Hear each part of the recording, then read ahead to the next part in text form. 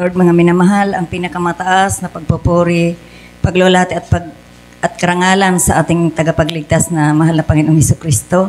Dubling pagalang sa ating beloved parents in the Lord. Ating inaalala ang mga pinagpalang aral at turo ng ating minamahal at ginagalang na Pastor Evangelist Tully Estrada Almeida at mahal na Assistant Pastor Lina C. Almeida. Pagbati sa beloved Almeida family, beloved preachers, workers, mahal na mga kapatiran at mga baguhan. Sa umagang ito, sa gabing ito, mga minamahal, pinasalamatan ko ang ating pinakamamahal na Panginoon, mga minamahal, sa unang overnight, mga minamahal, ng 2025, pinasalamatan ko ang mahal na Panginoon. Sariwain ko lang, mga minamahal, ang dati kong buhay, mga minamahal, nung ako po ay bago pa lang tawagin ang ating pinakamamahal na Panginoon. Hallelujah, praise the Lord. Dahil nung bago ko po nakilala ang mahal na Panginoon, talaga pong dito po sa Barangay Salog, marami pong mga pumapasok na mga kung ano-anong sikta, mga minamahal, na mga sinabi rin nilang born again sila. Pero hindi naman po talaga pala sila ang tunay na born again, mga minamahal. Dahil po nung nandoon po kami, bago po ko nakilala ang mahal na Panginoon sa gawain ito, mga minamahal, talaga pong nasa Church of God po kami diyan sa Ilawod, mga minamahal. Mayroon po kami diyan bahay-sambahan. At ako po talaga, mga minamahal, ang ugali ko tuwing linggo, dumadalo po kaming mag-anak, mga minamahal, dumadalo po kami sa gawain. Ngayon, mga minamahal, ito pong kapatid natin, si beloved brother Aning Bilisa, mga minamahal, nakilala niya na ang mahal na Panginoon sa dako ng Tigaon, mga minamahal, dito na po pala sa GMC, mga minamahal. Sabi niya po sa akin, sinabihan niya pa ako, ikaw, Jocelyn, kasi madunong ka nga niya, sabi sa kuya. Ayan, dumalo ka nga sa pigdaluhan ko nga, yung ito tunay na born again. Mahiling mo managad nga, sabi sa kuya. Sa loob ko lang, mga minamahal, nag-doubt pa ako, sabi ko, itong mga taong to, hindi nga ako makapagdalo dito sa Ilawod, doon pa kaya mamamasahe. Yun lang po pumasok sa isipan ko, mga minamahal. Ngayon, mga minamahal, paglinggo, mga minamahal, dalo kami ng aking binan, mga minamahal, si Mamandame. Pagdating namin doon, naghintay hanggang sa hindi po dumating. Tanghali na, mga minamahal, umuwi na lang kami dahil walang pastor. Ang pastor nila doon, mga minamahal, pag walang pamasahe, hindi makakarating kasi galing pa po sila ng Pili, mga minamahal. Pag wala silang budget, hindi sila makarating dito sa dako ng Salog, mga minamahal. Hanggang sumunod na linggo, wala pa rin, mga minamahal. Sabi ko po doon sa aking beloved binan, Ma, kung wala pang dumating sa linggo na pastor, subukan natin doon sa Tigaon. Sabi niya, oo. Ngayon, mga minamahal, kahit ganun yung sinabi ko, mga minamahal, hindi ko alam kung bakit, nang linggo na yan, mga minamahal, hindi ko po inisip na baka may dumating pang pastor. Kundi ginawa ko, mga minamahal, kasi maghapon doon sa Tigaon, nagluto ako, mga minamahal, ng tanghalian ng mga anak ko dahil kasama ko sila sa Tigaon. Nagluto po ako ng gulay na kamuting kahoy, tsaka kanin, dala-dala namin doon. Pagdating namin doon, mga minamahal, kami, mga minamahal, ang maagang dumating kasi akala ko, mga minamahal, maaga yung gawain. Pagdating namin doon, mga minamahal, puri pa lang. Yung puri ng mga manggagawa, mga minamahal. Sabi ko, ay, ano bang ginagawa nila? Kasi mahahaba yung mga buhok. Tapos nakatuwad, mga minamahal, nag-agonizing sila sa ating mahal na Panginoon. Hindi kami pumasok, mga minamahal, ginawa namin. Mayroon po doon na yung inaanuhan ng kahoy, tistisan, mga minamahal, yung nilalagarian ng kahoy sa likod. Pumunta kami doon, sabi ko, Ma, pakainin na muna natin itong mga bata para mamaya hindi na tayo magpapakain. Pinakain ko yung mga bata. Maya-maya, mga minamahal, nakita pala kami ng manggagawa, Sister Ame, lumapit sa amin, sabi niya, Sis, doon na lang po kayo sa loob, doon yun na lang pakainin yung mga anak mo. Sabi ko, dito na lang po, Sis. Sabi ko, pinakain ko po yung mga bata hanggang sa makatapos, mga minamahal. Pumasok na po kami. Ang tagal, mga minamahal, bago nagsimula. Kasi kami pa lang yung kapatiran, mga minamahal. Nang magsimula na, mga minamahal, sabi ko, iba pala tong gawain na to. Pero hindi po ako na-bless nung una. Kasi yung nagpupuspusan, mga minamahal, tinitingnan ko sila. Sabi ko, parang may mga ganyan. Alam nyo, mga minamahal, ang mahal na Panginoon, talagang napakabuti, mga minamahal. Talagang, pag tinawag ka, mga minamahal, gagawa siya ng kaparaanan. Hallelujah. Sabi ko, hindi na ako babalik doon. Pero pinagsiran pa ako ni Sister Ame, kinonsil niya ako, marami siyang sinabi sa akin. Sabi ko, hindi na ako babalik doon. Sabi ng aking beloved husband, o kumusta yung pagdalo niyo? Sabi ko, hindi na ako babalik. Sabi niya, bakit? Pangit pala ako yung gawain doon. Sabi ko, sumisigaw-sigaw sila. Sabi ko ganon. Kinabukasan mga minamahal, Lunes, naglalaba ako mga minamahal. Paglaba ko mga minamahal, alam nyo mga minamahal, sa katahimikan na aking paglalaba, kasi ako lang mag-isa, wala akong kausap. Siyempre yung isip mo, wala kang iniisip. Naririnig ko mga minamahal yung sinasabi sa akin ni Sister Ami, mga minamahal. Talagang habang naglalaba ako mga minamahal, nakakonsentrate yung isipan ko doon sa pag-counsel sa akin ni Sister Ami. Doon po muli, hinipo ng malapay ng aking puso mga minamahal. Kinabukasan yan mga minamahal, Martes na. May gawain na po dito sa Salog. Diyan po talaga sa bahay na nila mamandami na yan mga minamahal. Kinabukasan mga minamahal, nagbihis ako.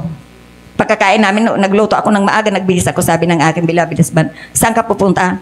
Sabi ko, titingnan ko kako uli yung gawain dyan. Kasi kako, magkakaroon na ng gawain dyan Salog, titingnan ko kako uli. Sabi mo, anya, hindi ka pupunta kasi hindi maganda. Alam niyo mga minamahal, pagdating ko mga minamahal, natanaw ko lang mga minamahal, Sister Ami, lumabas sa bahay ng aking, bahay ni na mamandami mga minamahal. Natanaw ko siya mga minamahal sa kalsada, doon sa may tapat namin mga minamahal. Tumulo yung luha ako. Hindi ko alam kung bakit ako umiiyak mga minamahal. Yung pala mga minamahal, hinihipo na ako ng ating pinakamamahal na Panginoon. Nung magsalubong kaming dalawa, dahil sinalubong niya po ako nang matanaw niya ako mga minamahal. Sabi niya, sis, anong problema? Akala niya mga minamahal, may problema ako. Sabi ko, wala sis. Sabi ko, hindi ko alam kung bakit umiiyak ako. Sabi niya, sis, tinawag ka na ng mahal na Panginoon, hinipo ka na niya. Totoo mga minamahal, hallelujah, praise the Lord. Talagang nang linggong yan mga minamahal, talagang nagpabautismo po ako. At hanggang ngayon mga minamahal, talagang sabi ko, mahal na Panginoon, wala palang katulad ang gawain ito mga minamahal. Wala ka nang hahanapin pa, lahat mga minamahal ibibigay sa iyo ng mahal na Panginoon.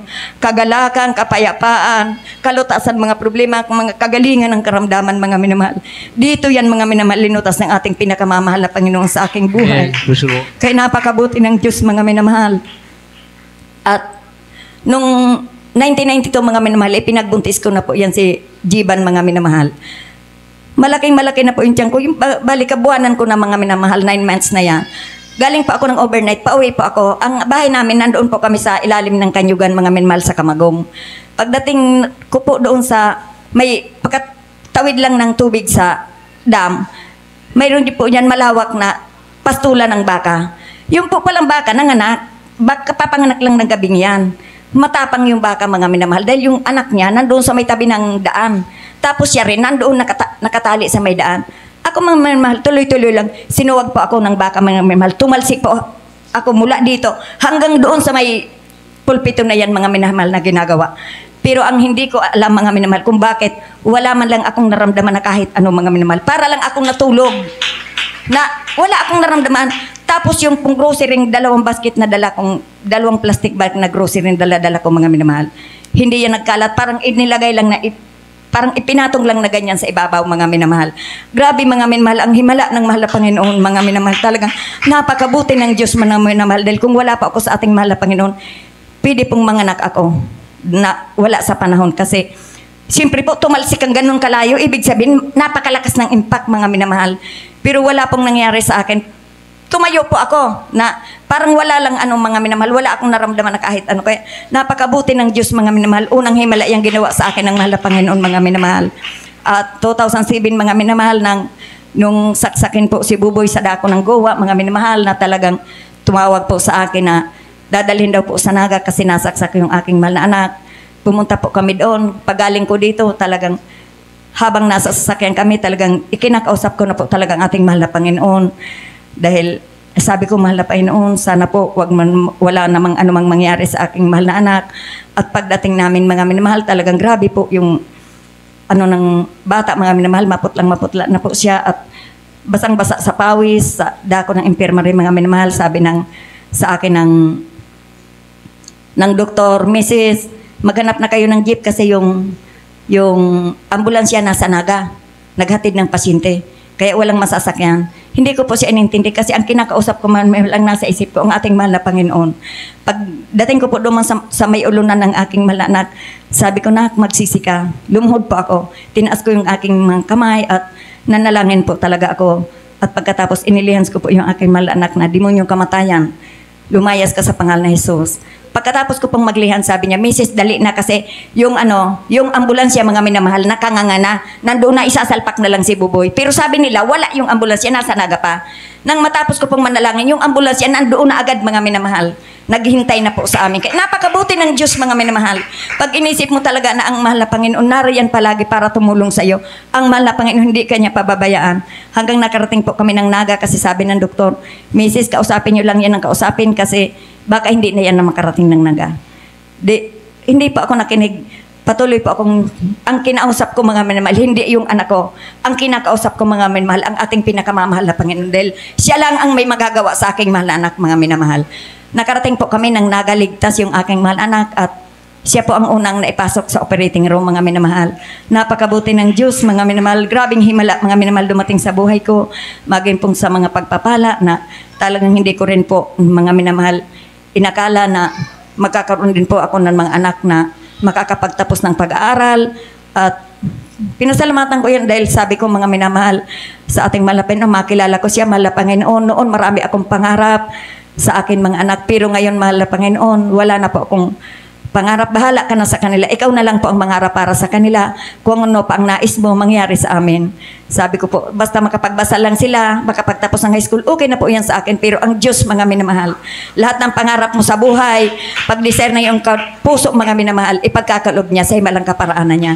Kaya napakabuti ng ating pinakamamahal na Panginoon. Kaya ang lahat ng kapurihan at ang kapasalamatan, tanging sa ating pinakamamahal na Pang-Isus lamang. Amen. Praise the Lord.